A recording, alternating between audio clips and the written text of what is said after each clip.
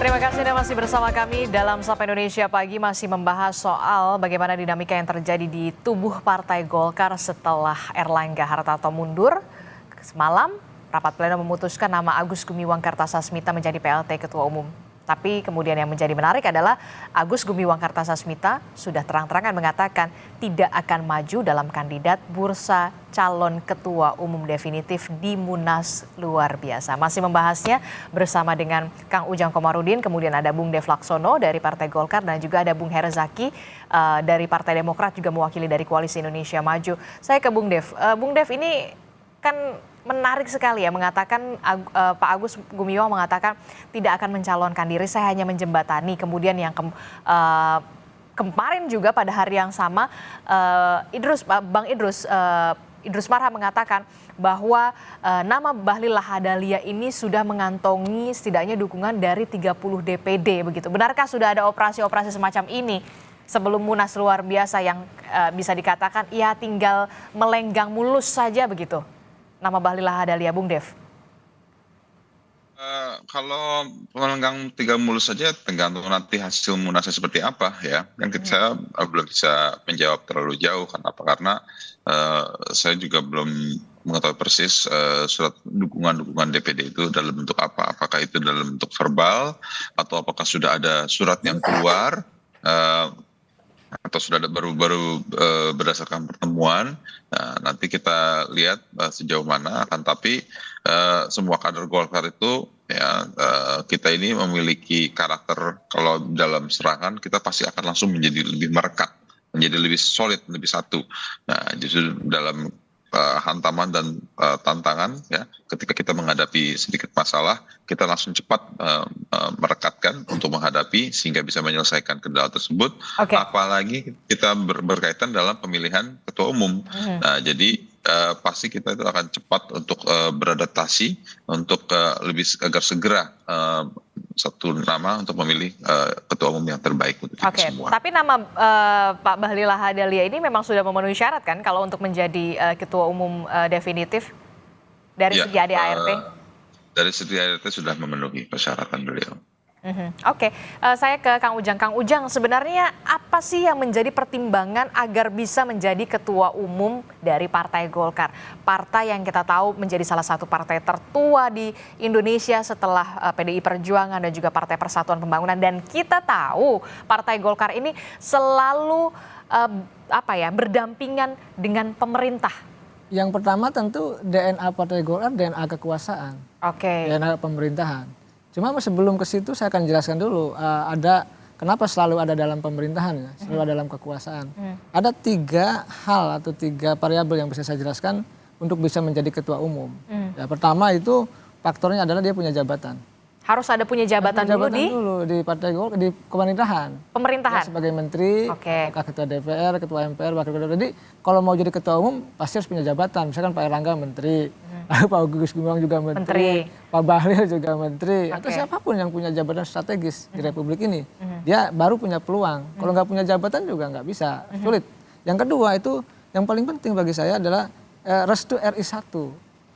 Jadi restu RI 1 diakui atau tidak suka itu ada, siapapun ketua umumnya pasti itu akan mendekat kepada meminta restu kepada RI 1, siapapun presidennya gitu. Yang ketiga ini uang, karena bagaimanapun di semua partai ya ketika munas ya agak mahal gitu harga DPD itu. Nah, oleh karena itu saya melihat dari 3 faktor ini kenapa selalu ada dalam pemilihan, karena tadi ketika meminta restu izin kepada presiden, nah ini selalu akan dekat, selalu akan berdampingan dengan kekuasaan. Ya siapa yang tadi ya direstui oleh presiden, direstui oleh pemerintah, dialah yang akan menjadi ketua umum. Jadi saya melihatnya seperti ini, analisa yang objektif yang bisa saya sampaikan. Tentu saya sayang kepada Partai Golkar, partai besar, ya tentu pilihan di pemerintahan mungkin pilihan yang terbaik. Bahkan di pemerintahan Pak Jokowi selalu dijangkar pemerintah, loyal terhadap Pak Jokowi, lalu hasilnya juga menang. Artinya suaranya bertambah kursi di DPR. Apalagi yang kemarin Pilpres kemarin ya kan? Ya, Pilpresnya menang mendukung Prabowo Gibran, pilegnya juga DPR juga bertambah kursinya. Artinya ini adalah suatu prestasi yang dimiliki oleh Partai Golkar. Tetapi tadi ketika sudah masuk pemerintahan, ya tentu tadi ada dalam konteks tadi kerjasama dengan sang presiden itu, siapapun sang presidennya begitu. Oke, dan Anda melihat nama Bahlil Lahadalia juga sudah mendapatkan restu dari Presiden Joko Widodo? Kan saya sudah analisa tadi. Jadi saya dari 2 hari mengkalkulasi ya, data-data gitu, informasi yang saya harus analisa, saya pilah-pilah secara objektif. Saya sudah sampaikan tadi di awal kepada Mbak Adisti bahwa skema yang saya baca adalah menempatkan Pak Agus Gumiwang sebagai pelaksana tugas. Dan ini terjadi kan. Jadi pleno memutuskan itu gitu. Dan itu ya hal yang lumrah saja, hal sudah biasa terbaca saja. Ya, tapi saya sudah membacanya. Nanti diadakan Rapimnas sudah dijadwalkan, termasuk Munas. Bahkan saya katakan Munasnya itu waktu itu saya mengatakan tanggal 17 atau tanggal 25. Saya agak salah, tetapi saya mengatakan di bulan ini. Agustus, bisa dicek juga itu komentar saya di banyak media. Nah, lalu saya katakan juga bahwa nanti itu Pak AGK hanya menjadi jembatan. Terbukti kan Pak AGK tidak akan maju. Itu saja bisa diprediksi analisa saya. Dan lalu saya katakan nanti itu kemungkinan besar ketua umumnya adalah Pak Bahlil Lahadalia. Dan saya mengatakan itu ya secara objektif saja. Kenapa? Karena tugas kami ya akademisi, tugas kami pengamat menyampaikan fakta dan data. Tergantung nanti Partai Golkar, apakah memang memilih Pak Bahlil atau tidak ya. Tapi analisa saya mengatakan seperti itu. Kemungkinan besar. Ya, lihat saja bagaimana Pak Bahlil memenuhi syarat. Lalu bagaimana sudah didukung oleh 30 DPD. Itu kan indikasi-indikasi mengarah bagaimana pernyataan-pernyataan Wakil Ketua Umum di media ya. Banyak Pandu Sudah terkonstruksi dengan baik. Jadi ini saya membacanya bukan sesuatu yang rumit. Tapi itu pun saya katakan kita menghargai apa yang dilakukan oleh Partai Golkar. Siapapun Ketua Umumnya itu hasil dari musyawarah demokratis ya, pemilihan yang ada di Munas Partai Golkar. Tetapi kita membacanya ya ini adalah skema-skema yang menurut saya ya yang bisa sudah kita baca secara sederhana dalam konteks analisa politik saya begitu. Oke, Bung Dev, bagaimana dengan analisa Kang Ujang soal DNA Partai Golkar yang memang selalu berdampingan dengan pemerintah, termasuk juga yang mau menjadi ketua umum Partai Golkar ini tadi ada beberapa pertimbangan, salah satunya adalah mendapatkan restu dari RI1, kemudian juga harus punya jabatan baik itu di kementerian atau di menteri, posisi menteri, termasuk juga isi tas. Gimana, Bung Dev? Ini sudah terpenuhi nih nama Bahlil Lahadalia syaratnya. Ya memang Golkar itu syarat dengan kepentingan penguasa. Jadi memang Golkar itu selalu di dalam ruang lingkup pemerintahan, baik di pemerintahan sebelumnya, apalagi di pemerintahan yang akan datang. Karena jelas-jelas Golkar itu mencalonkan Pak Prabowo dan selama kampanye kemarin kita sudah melakukan kegiatan kampanye yang cukup masif. Termasuk juga baik di dalam internal ataupun eksternal ya, baik yang dilakukan secara langsung dengan struktural Golkar ataupun menggunakan lapisan-lapisan di luar dengan memanfaatkan jaringan-jaringannya. Nah, jadi ini semua saling berkaitan dan juga kepentingan-kepentingan untuk memastikan smoothnya transisi pemerintahan, target pemerintahan ke depan itu tercapai. Nah, ini menjadi tugas-tugas Golkar. Maka ketua umum yang akan datang itu ya pasti wajibnya melanjutkan pemikiran dan juga berdampingan dengan pemerintahan yang sudah berlangsung agar target-target pemerintahan itu tercapai dan Golkar menjadi salah satu motor utama dalam pergerakan tersebut. Termasuk juga restu dari pimpinan ya RI1. Berarti begitu ya, Bung Dev? Gini, kalau masalah restu apa tidak itu udah hal yang berbeda ya. Kita Golkar, kita bicara Golkar adalah bicara mekanisme yang internal yang berjalan sendiri secara internal. Nah, jadi ini lebih dulu gitu yang harus dijalankan. Nah, lalu dengan kalau kita bicara restu, ya pasti presiden sekarang atau presiden nanti pasti akan menyerahkan sepenuhnya kepada internal Golkar. Nah, kenapa? Karena Golkar sudah menjadi bagian dari pemerintahan. Jadi siapapun yang terpilih pasti akan nyambung dengan pemerintahan yang sekarang atau yang akan datang. Oke, termasuk juga ya pasti dapat restu lah ya, karena kan berdampingan juga sama pemerintahan begitu ya, Bung Dev. Ya, gini, kalau kita nggak usah bicara restunya dari presiden, kita bicara internalnya saja dulu gitu. Kalau internalnya sudah berjalan, pasti akan selaras dengan konsepnya pemerintahan. Oke, baik. Bung Herzaki, bagaimana Anda melihat dengan analisa yang sudah dipaparkan oleh Kang Ujang? Benarkah demikian? kalau di Koalisi Indonesia Maju begitu juga nggak sih sebenarnya? Kalau dari kami tentu Mbak, dari mekanisme setiap partai ini ada polanya sendiri, ada aturan yang mendasari, ada ADART.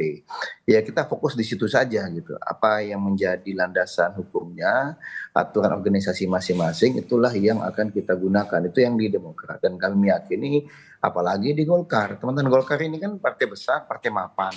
Semua mekanisme bahkan setahu saya mau tadi Bang Dev sampaikan. Guncangan apapun itu, jika pun ada itu sudah biasa diambil oleh Golkar. Untuk yang kali ini pun kami melihatnya ya kita hormati proses dan mekanisme yang ada di Partai Golkar. Siapapun yang menjadi ketua umumnya, Demokrat akan menyambut baik dan tetap akan melakukan kerjasama yang samanya sudah terjalin. Ya kami ini kan sama-sama partai pemenang pemilu Mbak. Oke. Ya kan? Ya kita ini pemenang pilpres ya Bang Dev ya, gitu ya. Jadi kita ini santai-santai aja gitu, karena kan. Berarti tetap kompak ya nanti Pilkada Jakarta mengusung Ridwan Kamil ya? Kompak, ya. Mau Ridwan Kamil, mau siapapun, kami tetap akan kompak Mbak gitu. Kita semua bicarakan bersama.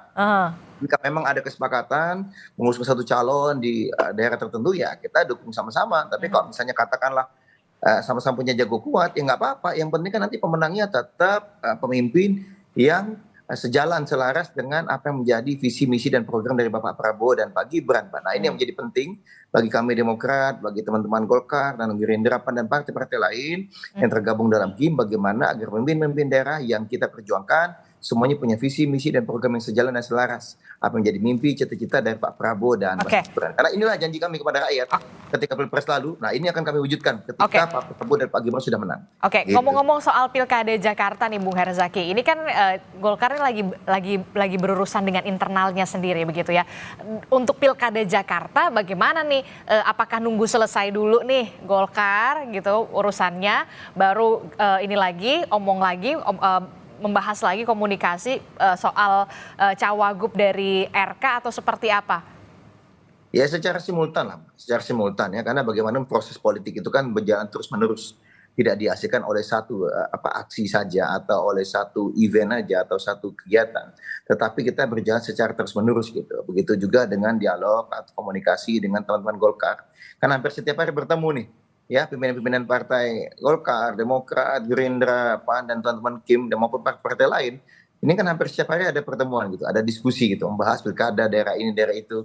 Oh ada yang barengan, ada yang tidak gitu kan. Ini suatu hal yang wajar saja dalam demokrasi. Karena tadi lagi-lagi kita semua ini partai-partai besar, punya jago-jago kuat. Ya nggak mungkin lah Mbak, kita maksakan Demokrat punya jago kuat, udah bersiap 5 tahun. Atau teman-teman Golkar punya jago kuat, sudah bersiap 5 tahun. Lalu kami bilang, jangan dong gabung ya, nggak juga gitu kan. Jika silakan aja, atau pemenangnya kita juga. Nah kalau misalnya berbicara mengenai Pilkada Jakarta, ya terus Mbak ini proses terus berlanjut. Termasuk soal pembahasan siapa yang akan mendampingi RK ya nanti di Jakarta. Ya tentunya kalau kami Demokrat hari ini tidak akan menyampaikan kita dukung A dukung B ya, tetapi pasti kita akan sejalan selaras dengan teman-teman Golkar dan teman-teman Gerindra, karena kami Mbak biasanya kalau Demokrat ini kita tunggu sudah ada cagup cawagup atau bupati wakil bupati ini baru kita umumkan. Gitu. Nah, tapi kalau dalam berproses ini kita komunikasi intens dengan teman-teman Golkar dan juga teman-teman Gerindra, dan memang betul Pak Ridwan Kamil itu adalah salah satu calon kuat yang akan kemungkinan kami dukung di Pilkada Jakarta karena memenuhi 3 kriteria Mbak. 1 punya kans menang, 2 punya integritas, dan 3 punya jejak rekam yang sangat baik ketika menjadi kepala daerah baik di Jawa Barat maupun di Kota Bandung. Gitu. Seperti yang disampaikan oleh Ketua Umum kami, Mas Ahaye. Saya ke Kang Ujang. Kang Ujang, gimana nih? Apakah nanti Anda melihat dengan masuknya Ketua Umum Partai Golkar yang baru secara definitif yang akan dihasilkan oleh Munas luar biasa oleh Partai Golkar, taruhlah kita berandai-andai nama Bahlil Lahadalia gitu ya kan? Apakah nanti akan ada perubahan peta politik khususnya di Pilkada Jakarta? Ya bisa berubah juga bisa tidak. Artinya begini, Ridwan Kamil yang katakanlah sudah dimandatkan lah oleh Pak Erlangga itu bisa juga didukung oleh KIM. Kalau Bang Herzaki katakan ingin menang, karena memang kalau kita bicara pilkada kan ketokohan, tokoh yang laku dijual, tokoh yang katakanlah bisa mendapatkan dukungan dari warga Jakarta itu pasti. Kalau enggak ya sulit. Nah, tetapi memang apakah misalkan dengan Pak Bahlil kalau jadi ketua umum nanti katakan ditetapkan dan misalkan tanggal 20 atau 21 Agustus. Lalu apakah berubah? Katakan bisa berubah bisa tidak, atau gini skemanya. Ridwan Kamil calon gubernurnya, Kaesang calon wakil gubernurnya. Tapi bisa juga nanti Ridwan Kamil tersisih lalu tahu-tahu Kaesang yang jadi calon gubernur kalau misalkan melawan kota kosong. Seberapa besar peluang itu?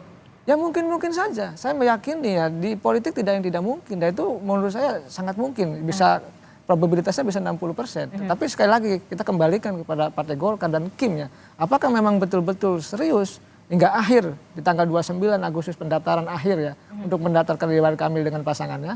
Apakah Kaisang mungkin? Atau dibalik juga Kaisang memang jadi menjadi calon gubernur dan itu mungkin bagi saya. Karena dalam politik lihat saja bagaimana Anies yang memiliki elektabilitas tinggi yang dianggap kuat hari ini sulit untuk mendapatkan dukungan. Betul. Jadi dalam konteks kalkulasi politik serba mungkin dan bisa berubah dan juga bisa tidak begitu. Termasuk juga kemungkinan Pak Jokowi dan juga keluarga mungkin Gibran Rakabuming Raka juga bisa diposisikan mendapatkan posisi di Partai Golkar setelah nama Bahlil Lahadalia sebelum tanpa mengurangi nanti hasil munaslup. Bisa nggak berada dalam situ? Ya saya yakin lah. Ini kan ada terjadi kompromi ya. Kompromi antara Pak Erlangga dengan Pak Bahlil pengurus yang baru. Lalu dengan pihak pemerintah kan pasti nih terkorelasi. Nggak mungkin berdiri sendiri. Pasti akan terkorelasi antara tiga pihak itu. Oleh karena itu nanti ada kompromi misalkan sudah ada pembicaraan Pak Erlangga akan diberikan penghargaan, akan diberikan tempat, termasuk Pak Jokowi dan Mas Gibran pasti akan diberikan tempat menurut hemat saya. Karena Pak Bahlil ini bagaimanapun sangat dekat dengan Pak Jokowi. Dan jadinya Pak Bahlil, kalau bahasa saya, adalah atas izin restu Pak Jokowi. Dan dalam konteks hari ini menarik tulisannya Pak Dahlan Iskan, ya Golkar ini ya nanti akan memasukkan keluarga Pak Jokowi. Oleh karena itu ya suka tidak suka, senang tidak senang ya dibantah apapun ya. Kita lihat saja nanti apakah memang seperti itu, apakah apa yang saya sampaikan, yang saya spekulasikan ini. Tetapi apa yang kita lihat adalah bagian daripada skema-skema yang sudah saya bicarakan dari awal tadi. Ya semua tentu kita menghargai mekanisme yang ada di Partai Golkar. Partai hebat, partai jagoan, Golkar selalu menjadi jangkar pemerintah. Apapun nanti keputusannya tergantung Partai Golkar, tapi saya meyakini iya akan mengakomodasi kepentingan Pak Jokowi begitu. Seberapa besar keyakinan Anda keluarga istana Presiden Joko Widodo, kemudian ada nama Gibran Rakabuming Raka terakomodir untuk berada di posisi Partai Golkar? Saya mengatakan bisa sampai 70% lebih ya. Karena begini. 70% lebih? Ya, kalau saya mengatakan begini Mbak, di Indonesia ini mohon maaf sekali lagi ya, ini bisa dibantah memang. Tapi saya selalu katakan bahwa siapapun figur tokoh yang ketika tidak punya jabatan itu tidak ada perlindungan secara politik, secara hukum, bahkan secara bisnis. Oleh karena itu ya perlu ada perlindungan. Nah, yang bisa melindungi ini partai-partai besar. Lihat kan misalkan mohon maaf Pak Herzaki, Pak SBY, begitu hebatnya Pak SBY berprestasi dalam 10 tahun terakhir. Tetapi partainya masih dikudeta kok. Masih dikerjai kok. Nah, dalam konteks itu ini berbahaya kalau tidak ada dalam naungan beringin yang rindang gitu. Dan apapun itu ya kita hormati apa yang dilakukan oleh Partai Golkar. Sekali lagi ya kami hormati itu. Mengadakan munas, memilih ketua umumnya, kita hargai dan hormati sebagai bagian mekanisme yang harus dijalankan oleh Partai Golkar. Walaupun nanti ujungnya ya mengakomodasi kepentingan dari Pak Jokowi. Anda melihat nanti akan ada resisten nggak sih ketika memang dari internal Partai Golkar, khususnya dari senior Partai Golkar? Sulit ya, saya pasti akan terima. Ini kan susah, di banyak partai itu kesulitannya adalah ada tanda petik ya. Ada persoalan-persoalan yang saya tidak bicarakan. Ya ada tekanan lah yang paling bahasa yang paling halusnya itu. Jadi saya melihat kalau itu sudah berjalan ya maka akan menerima semuanya. Resistensi Bahlil pun ada tapi tetap akan jalan dan sesuai dengan mekanisme akan terpilih. Resistensi misalkan Jokowi ya pasti ada tapi juga akan jalan. Karena Golkar sudah mengalami banyak persoalan yang bisa diselesaikan. Jadi saya melihat ya ini soal kepentingan akomodasi politik yang harus dijaga oleh Partai Golkar. Dan sekali lagi saya meyakini Golkar bermain aman, bermain smooth dan selalu bisa menyelesaikan persoalan. Tetapi tadi ya kita terkaget-kaget Pak Erlangga mundur, pasti ada masalah tetapi itu bisa diselesaikan oleh Partai Golkar begitu Pak. Oke, terakhir Bung Dev terkait dengan analisa dari Kang Ujang ini saya juga terkaget-kaget begitu ya jika nanti memang nama Bahlil Lahadalia menjadi ketua umum definitif yang memang direstui dan dikehendaki oleh seluruh unsur Partai Golkar ada spekulasi akan ada akomodasi terhadap keluarga istana nama Presiden Jokowi termasuk Gibran Rakabuming Raka yang nantinya juga akan ditempatkan di posisi Partai Golkar. Bung Idrus juga sudah mengatakan kalau memang Presiden Jokowi mau masuk Partai Golkar tentu menjadi berkah tersendiri. Anda sependapat? Ya, kalau bila mana Presiden Jokowi akhirnya masuk ke dalam Partai Golkar pasti akan menjadi aset yang luar biasa. Baik kepada beliau akan terus tetap mengabdi kepada bangsa dan negara dan juga kepada Partai Golkar. Pasti akan mendapatkan dukungan semangat baru dan juga pandangan-pandangan baru dan perspektif dari beliau selama menjabat selama 10 tahun. Dan itu semua bisa menjadi bagian dari kinerja-kinerja politik Golkar, baik di tingkat pusat melalui DPR RI atau melalui menteri-menterinya nanti di pemerintahan yang akan datang, dan juga melalui kepala daerah dan DPRD se-Indonesia. Tentu kita berharap bahwa kita bisa segera menyelesaikan ini, segera memilih ketua umum baru untuk segera mulai menata untuk memasuki di era pemerintahan yang baru. Gitu. Oke, baik. Kalau Pak Jokowi memang betul akan masuk ke Partai Golkar, tentu saja Anda mengatakan ini menjadi aset yang luar biasa begitu ya, Bung Dev ya? Iya, tentunya. Oke. Karena pengalaman beliau pasti akan berdampak yang positif bagi kita semua. Oke, terakhir Bung Herzaki. Ya, kalau dari kami, seperti apapun yang dialami, yang terjadi di Golkar, kami menghormati semua proses yang berlaku.